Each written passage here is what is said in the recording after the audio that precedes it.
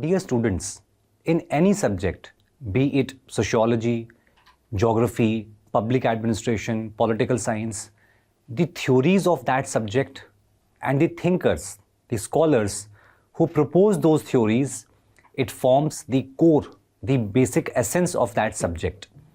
So in the subject of public administration, we have certain theories, certain thinkers who are not only mentioned in syllabus, but their theories are the core aspect of the subject of public administration. One such thinker and his very interesting theory I will discuss in this brief video, and that thinker is F.W. Taylor.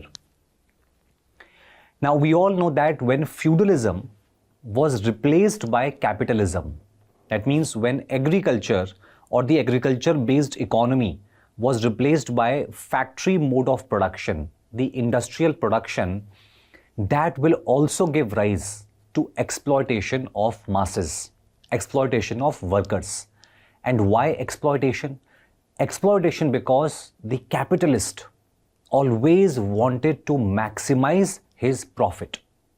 Now, if I explain this in very simple words, we know that the profit of any capitalist would be simply the revenue earned minus the cost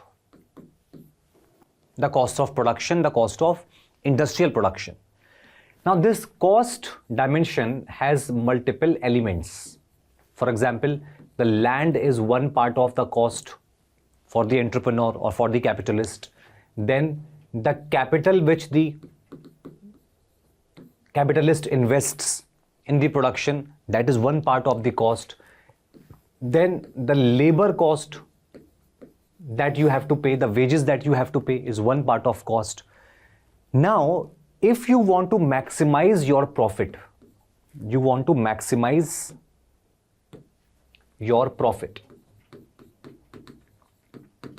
then you can see that mathematically the revenue has to be maximized and the cost has to be minimized.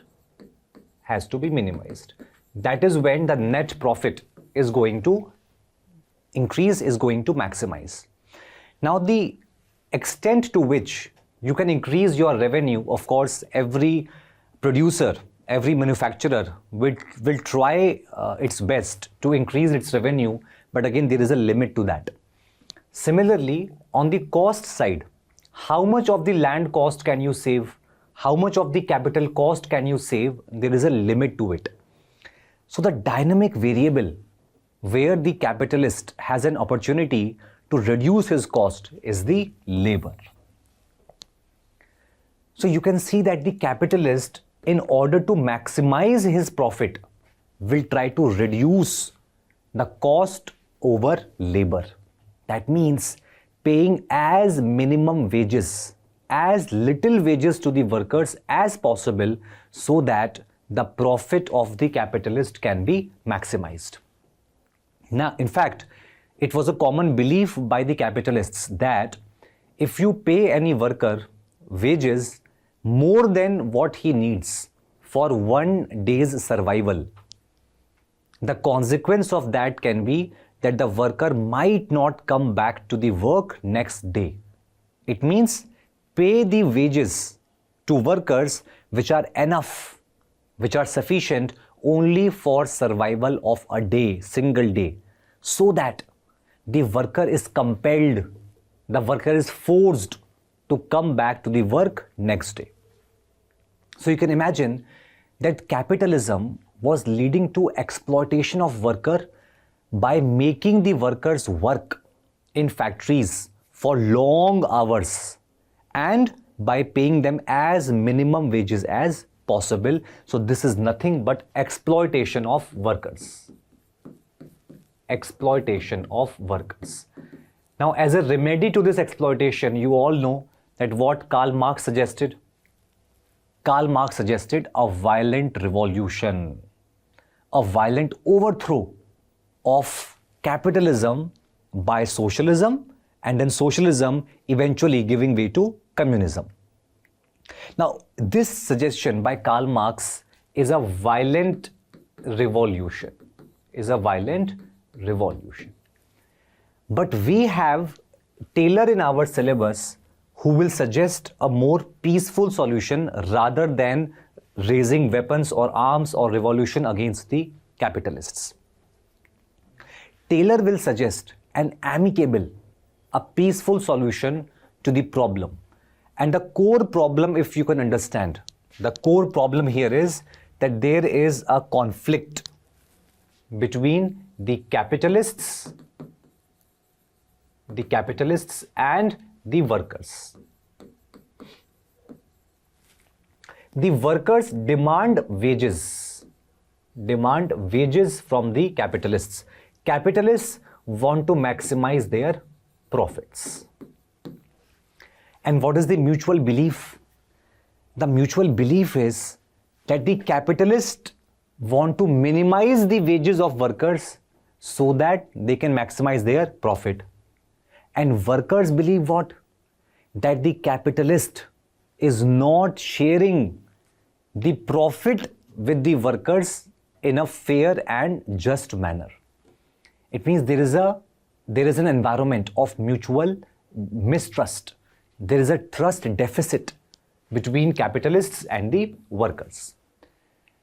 The solution of this, what Karl Marx suggested, was violent, but our guy Taylor, he will suggest a peaceful solution. And what will that solution be? He will suggest that workers and capitalists try to understand, if the production of organization, if the output of organization is fixed, then you both are fighting for a larger share in the same output, in the same revenue of the organization. It's like fighting for a piece of cake.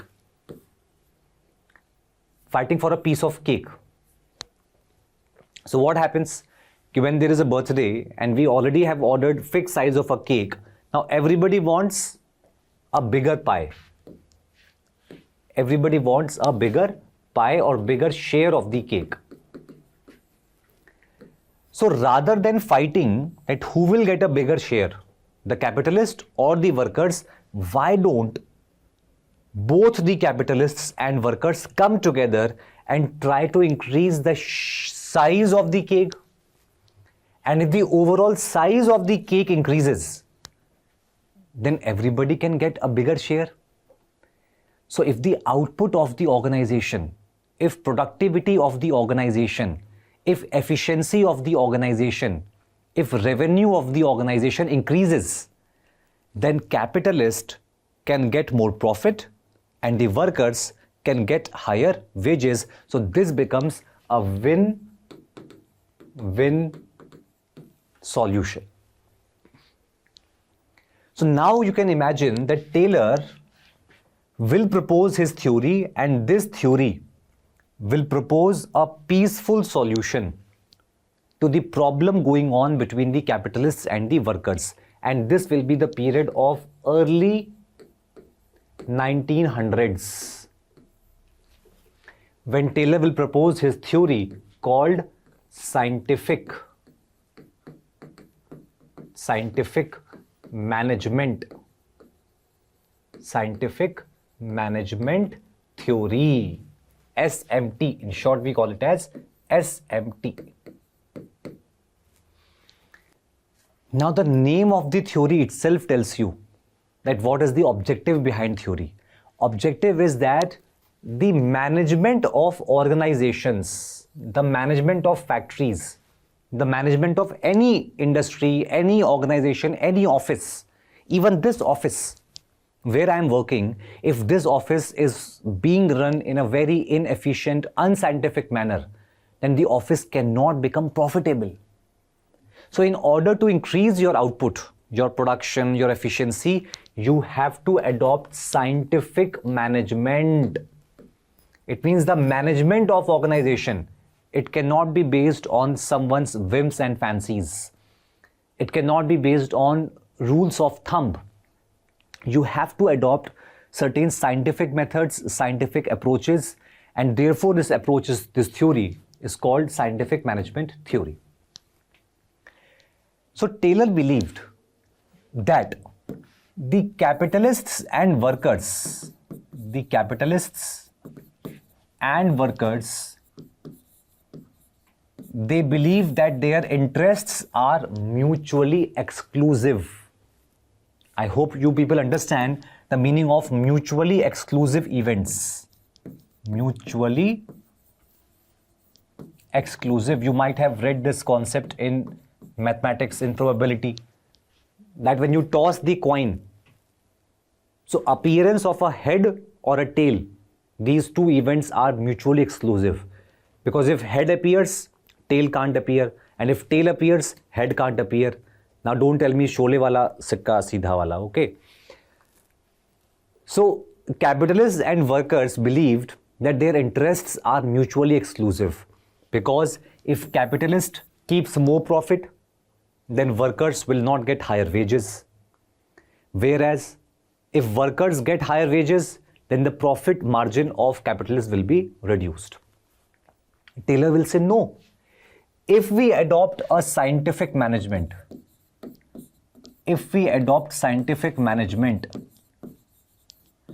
then that can lead to higher efficiency. That can lead to higher productivity.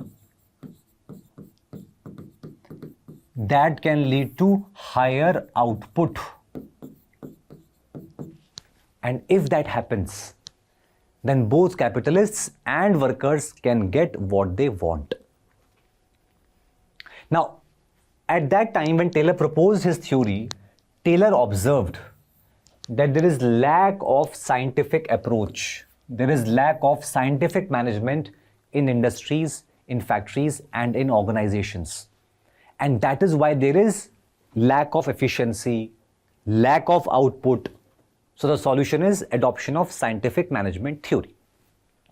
For example, how much work a worker normally should do in one day? There is no fixed parameter for that.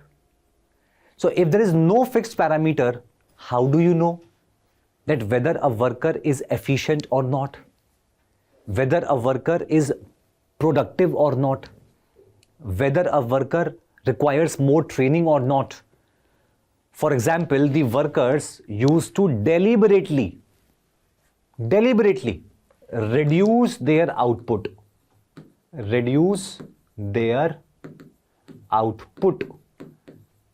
Deliberately. And this phenomena Taylor called as soldiering phenomena.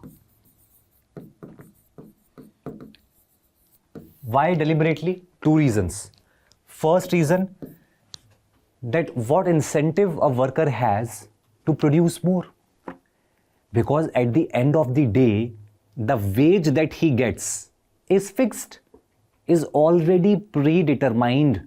So the worker has no reason to be very fast, to be very efficient, to work at his optimal capacity. He or she has no incentive. That is why the worker will keep the production low. Similarly, second reason, the workers produce less than what they could, because if they produce a lot, if they show that they can be so efficient, it will increase the expectation of the management. And then the management might pressurize the workers to work at the same efficiency, to work at the same optimum level at every time. And therefore, to keep the expectations of the management low, the workers deliberately restricted their output. They performed at less than the levels at which they were capable of performing. And this is all what? Inefficient. This is unscientific. Imagine tomorrow you are an officer, you are a DM of district, collector of a district, and under you, you have your office called collectorate, which has a staff, which has employees. So you as the head of this office, as the head of this organization, you would like your staff to work as efficiently as possible. But what if your staff deliberately, knowingly, it keeps its performance at less than the efficient level. Because if they perform a lot, then they fear what? They fear that every time you will expect them to perform at the same level, to be same efficient, to give the same output. Therefore, they deliberately underperform, and this will make your office also what? Inefficient. So how can we make the workers to perform at their maximum? How can we have a harmony between the capitalists and the workers? How can we create a win-win solution in which the capitalists as well as the workers can get both what they want? For this, Taylor proposed his very famous scientific management theory. In fact, the theory that Taylor proposed, this theory became so popular that it is called as scientific management movement. Because this theory was not only popular in America, so Taylor was an American, but it even went to Europe, including USSR, Soviet Russia. In Russia, it was called as Stakhanovite movement. Stakhanovite movement. So you can imagine that is why we study Taylor and his scientific management theory.